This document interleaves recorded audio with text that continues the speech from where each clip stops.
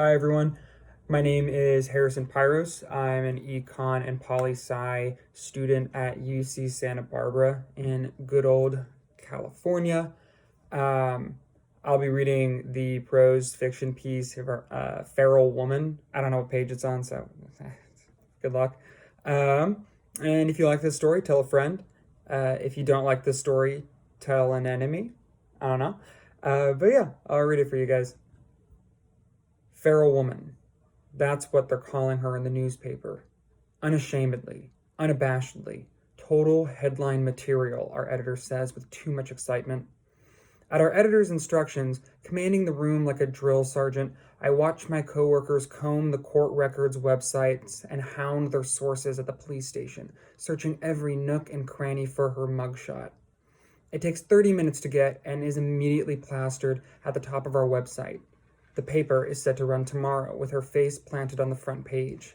Feral woman arrested on suspicion of arson, reads the headline, big and bold beneath her smirking face, her cheeks plump and dainty, her eyes twinkling into the camera as if saying, "So what? They deserved it." A police officer was the first to call her feral, but my editor seemed to latch onto it. "It gets eyeballs," he shrugged when all the women in the office frowned. During a sudden protest at the police station a week ago, the woman had spit in the cop's face after he grabbed her and tried to take her megaphone. Someone's digital camera had captured the cop's face of surprise, how he had slapped a hand to his cheek and tumbled backwards like a cartoon character. It was a miracle she wasn't arrested right there. Some said it's because she's white. Others said it was because there was a lawyer present who threatened the cop with assault charges for grabbing the woman since it's all on video. So then the cop walked 10 feet to the left and got interviewed by the local station where he called the woman's anger feral. And here we are. My girlfriend was at the protest, so I hear about it before even my editor does. Now I'm being kept in the loop by my office and girlfriend since I cover politics for the paper, so all of this has been off my beat. I'm sure some council person will be wanting to make a comment soon, but they've all been pretty quiet these past few weeks throughout the assault, scandal, and protest and fire. But then again, they're antsy because it's election season, and there's a fairly new senator, Obama, from Illinois, I think, in the Democratic primary, who's stirring up our purple district. My girlfriend knows the woman, feral woman, as my editor calls her, Cassandra, as my girlfriend corrects me.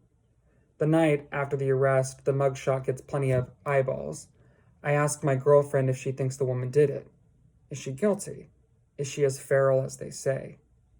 My girlfriend bites into watermelon slices, and I watch the juices run rivulets down the sides of her mouth. Who cares if she did, I hear her say. That boy and that family can't just get away with what they did.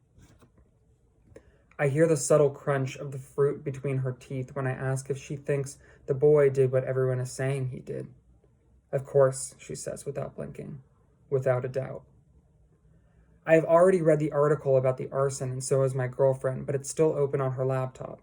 The building, burnt to the ground, nothing salvageable, was a branch of a small insurance company the family owned. Someone, allegedly feral woman, threw a Molotov cocktail through the frosted pane window and let all the files and computers go up in flames. The family is devastated, from 3 offices to 2. Insurance will help, but they'll bleed cash in the hours and days of work lost. When my girlfriend read that detail,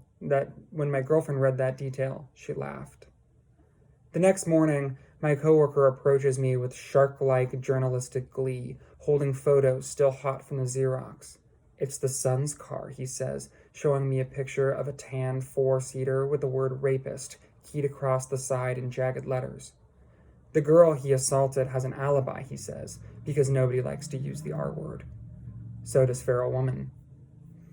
The boy tries to stay hidden, but social media is quick to sink its hooks into him. He deactivates his accounts after the death threats get worse.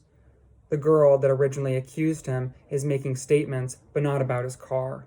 The police mess up with my evidence, making it inadmissible, but can arrest this woman on a grudge? I think we know what's going on here, reads her Twitter. The family is now down 1 branch and 1 car and seen entering their lawyer's office for the 2nd time this month. They're running out of money to have leverage, my girlfriend muses. hit them in the wallet where it hurts. Furrow woman is released that night, represented by the same lawyer at the protest. The lawyer threatens a lawsuit for unlawful arrest, but it sounds more like a publicity thing. Obama wins the Iowa caucus. I call the district attorney and ask if the month's events will trigger an internal investigation and get a wishy-washy response. You know I did the right thing, right? My girlfriend tells me, but I have no idea what she's talking about. The family begins to refuse to make comments. The parents meet with my editor and ask for the articles to be taken down. We hear his laughter all the way from the break room. It's election season. The sheriff is up for re-election. The only statement I get from a council person is, "It's going to be ugly." Thank you. Hope you enjoyed.